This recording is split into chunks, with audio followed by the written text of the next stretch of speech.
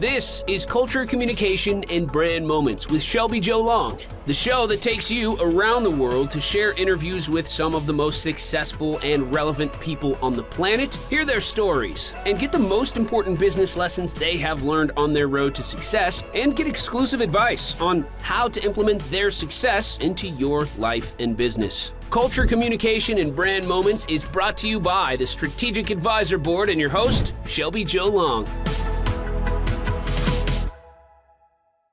Hi, everyone. Welcome to the podcast. I'm Shelby Joe Long, Senior Vice President of the Strategic Advisor Board and CEO of Business Dynamics. And I love getting into the podcast and talking to entrepreneurs that have created a business out of their genius. And today is no exception. Our guest, Lisa Yeung MD Coaching, is going to tell us all about her journey of how she developed her own business and stepped into her genius to really have this great grounding in her entrepreneurship journey. So Lisa, welcome to the podcast. Excited to have you. Hi, thank you so much. Thank you so much for having me. Of course. Why don't we start with just tell us about you and tell us about your business, and then the conversation will flow from there. Sure, of course. So my story is maybe a little unusual and atypical. When people hear it, they're usually like, really? And so my story, the short version is that basically, I'm a first generation Chinese immigrant. I learned very quickly, work hard, push harder, achieve, do, and I did.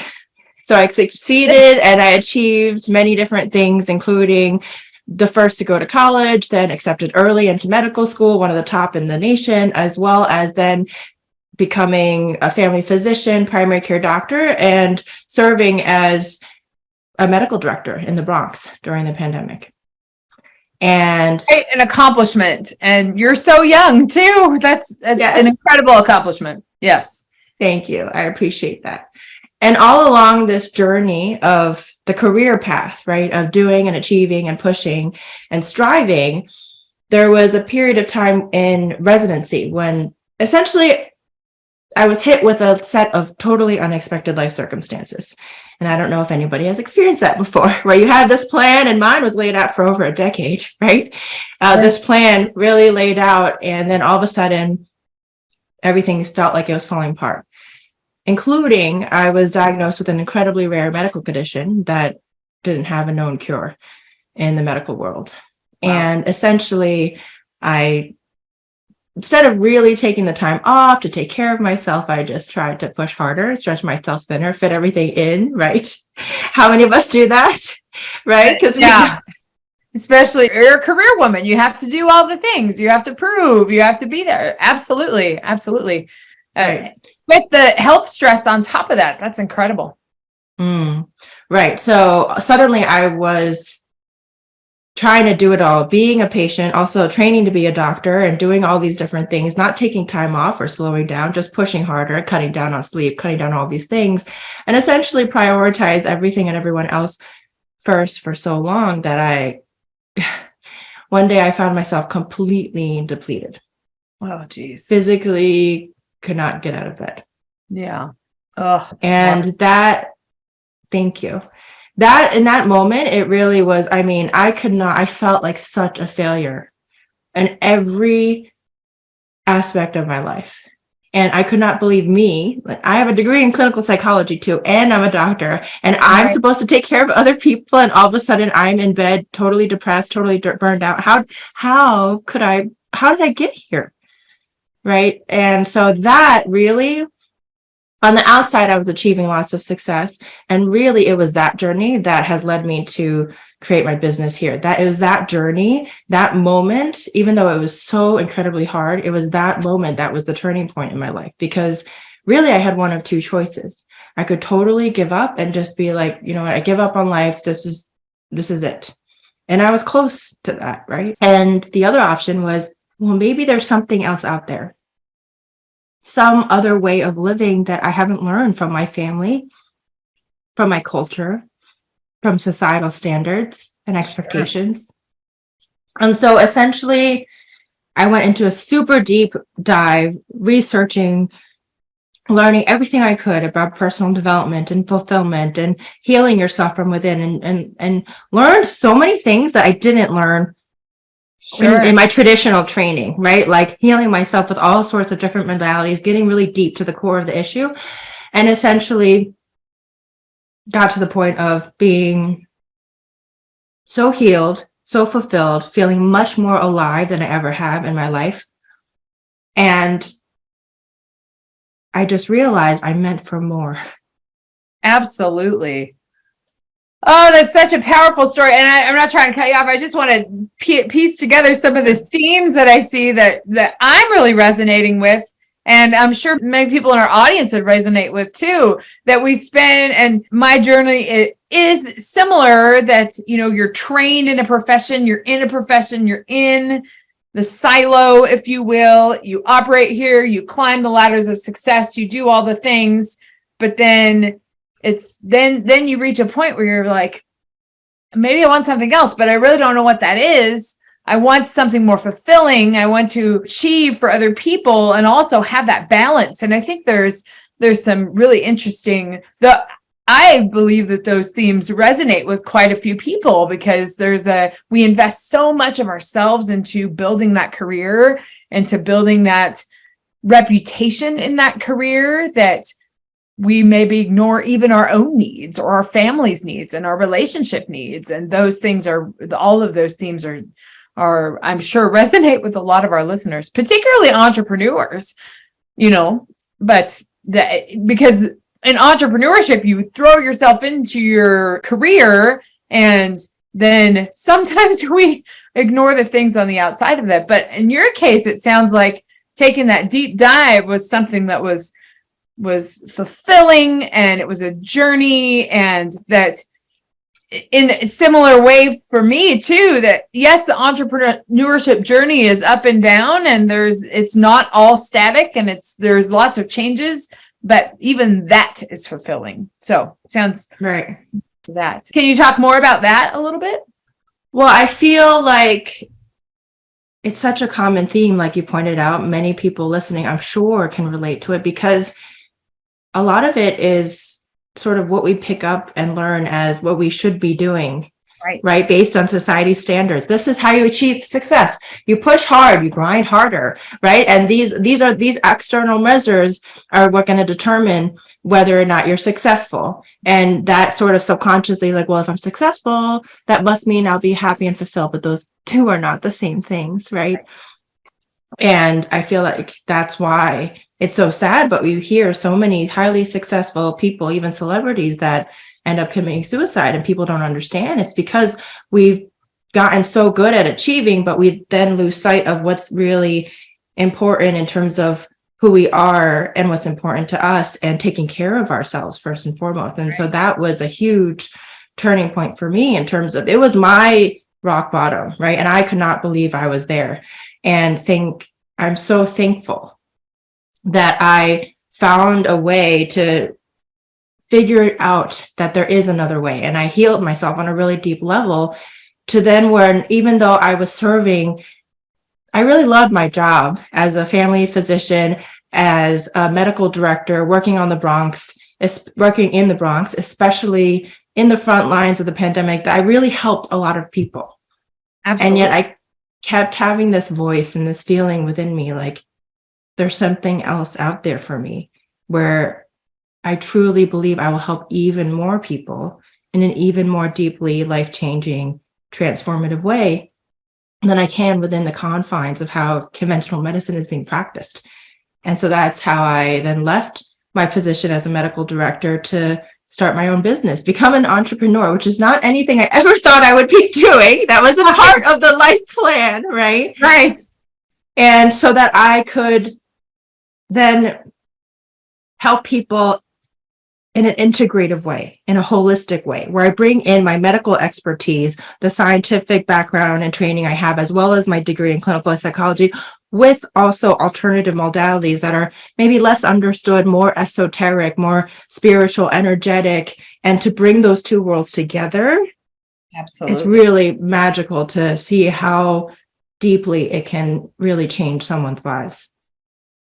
Yeah, going through that journey yourself, and I commend you because you took a big step. That's a step way out of a comfort zone that you built for yourself in this genius area where you're respected and you have your degree and you have your position and you've climbed up the ladder. But then taking that step outside of that, there's a lot of people that would go back to that, and taking a step outside of that and jumping into the world of entrepreneurship, which is a journey in itself. You know, you have the journey of the career ladder and the fall, and then now you're transitioning that into an entrepreneurship journey.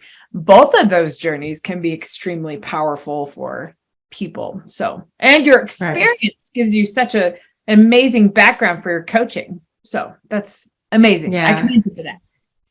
Thank you. It's so I loved what I was doing as a doctor, and in stepping out of the box to now become an entrepreneur and essentially craft my unique way of helping people, whether it's my one-on-one clients or people that I lead through workshops, or companies and organizations that hire me to come in to help with managing stress and burnout so that their staff, their leaders can perform even better and get better results without burning out. Sure. It's honestly so much fun. And it's not easy being an entrepreneur, right? And there are the ups and downs, and it's so worth it for me because now I feel totally aligned with who I am. And the journey, the ups and downs are worth it because I feel more alive, more passionate, and really called to do what I am doing now. And so that's amazing. That sounds like this is not a plug for me, but I just published my book called I See Your Genius. And it sounds like you have really, what I talk about is like when you're truly operating in your genius zone, you're integrating all of your backgrounds and experiences, and that's how you interpret the world, and that's how you move forward, and that's how you influence other people. And it sounds like you are completely operating in your genius and providing that transformative experience for other people. I think that's incredible. So. Yeah, thank you. It really is. For anyone that's listening, I feel like it's brave and it's vulnerable to try to step into your genius, like you're talking about, because often our genius, I believe, each and every one of us has a very unique flavor of genius. And often it may be out of the box. It may be something that you never have heard of before, or doing something different. And it's been quite a journey for me to be able to step into that and own it and find faith and certainty within myself, even though there may be uncertainty outside myself, to actually keep going and trust and believe in myself, because it's not a path that as far as I know, that has been taken exactly the way that I feel called to take it. I haven't seen, there's no playbook for this, right? No, it's you're on the creator's side now. You get to create it and lead that journey for other people. That's amazing. Yeah. Thank you. Let's talk a little bit more about that entrepreneurship journey. I imagine many of our listeners are either in the journey or they're thinking about getting into the entrepreneurship space. What were some of the biggest challenges that you overcame? For me, lessons that you've learned. Yes. They kind of are synonymous. I feel like one of the biggest ones that I hear a lot also for fellow entrepreneurs that are honestly taking the leap of faith to go down this journey, right, of entrepreneurship is self-doubt and questioning yourself. And then on top of that, there could be potential doubt or questioning from people outside of you too, right? For people who in my world and my family and culture don't understand what I'm doing. And like, why would you ever, you like, most people dream to be a doctor, and you're not only that, you're a medical director, and you're doing, what are you doing? Right, is what I hear. And it's also the self-doubt or the questioning that comes up in your mind. Can I really do this? Right. Is this going to work?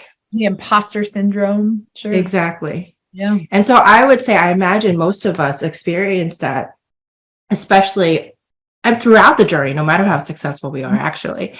And to be able to recognize that that's one of the voices in our minds that we might have learned from and absorbed from other people growing up, but also it's our mind.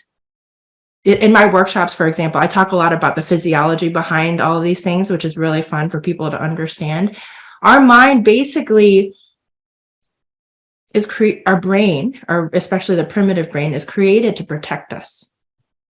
And so the mind can come up with all sorts of reasons and excuses to try to keep you safe so that you don't do the thing that that is brand new, that is uncomfortable outside of the comfort zone, right? And for me, there's doubt and questioning, even though I've been able to help so many people and achieved a lot of success already, those voices are still there. And to be able to then hear them, acknowledge that they're there, and bring yourself back into your body, and then feel what feels most aligned to you, feel what the truth is within you.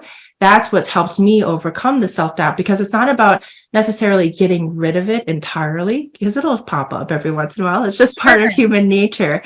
And it's really about finding that almost stillness or peace and calm within you, where the truth, you can feel it and it resonates in your body. Whereas the chatter in your mind, it's often very noisy and not grounded. That's good advice to think about, because I would imagine most entrepreneurs go through that. Gosh, and there's just so much, this conversation just helps me discover there's so much synergy between what both of us do. So we'll have to explore that a little bit further, but that's, yes. So tell me about this upcoming workshop you have. You have this workshop coming up. Yes, thank you. So I've been running a few workshops, and it's been a lot of fun because I love the one-on-one coaching that I do, right? And my clients that I coach one-on-one, we go so incredibly deep. And typically they're people that have achieved really highly, are super successful in many ways, and yet find themselves somewhat depleted and kind of lost that sense of fulfillment. And they come to me looking for what is missing. And it's really fun to work with them and help them basically reignite their passion and have an even greater impact and just feel more like themselves. And sure. I was doing that in the beginning of my journey and focusing solely on that. And the reason why I started holding workshops is because I want to be able to reach more people, right? My mission is to heal the world of chronic stress, depression, and burnout so that everyone can be their best selves, live their best lives, and have an even greater impact in the world. And I realize I can't do that necessarily one person at a time. I want to be able to reach more people and have it. Yeah. And so now I've been holding workshops, and it's a stress relief workshop, right? Because in order to even find our fulfillment and passion, we have to first be able to better manage our states. And so many of us nowadays are so stressed out. And it's not your typical stress relief workshop, because my focus here is the 5 mistakes that even successful, and really especially successful people, the 5 mistakes that even successful people make that create even more stress and even more problems.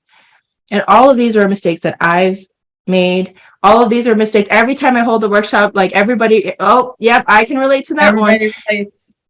And so I help people just like little shifts, little ways of, here are the 5 mistakes. And if you are making these mistakes, what are the tiny little shifts that you can make that can prevent you from creating more stress and problems?